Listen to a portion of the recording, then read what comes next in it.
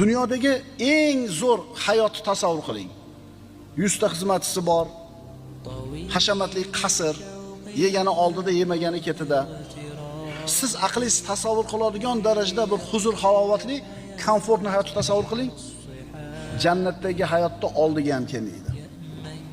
At-taqdis nima bu? At-taqdis bu poklashlik. Jannat pokligi bilan chegaralangan.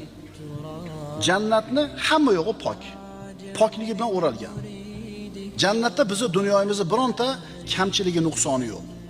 Unda qarilik yo'q, soch soqolda oqarishi yo'q, tishni to'kilishi yo'q, ko'zni xiralashishi yo'q, kam xarjlik yo'q, muhtojlik yo'q, oq bo'lgan farzand yo'q, itoatsiz xotin yo'q, faqirlik yo'q, kasallik yo'q. Jannat poklik qo'rg'oni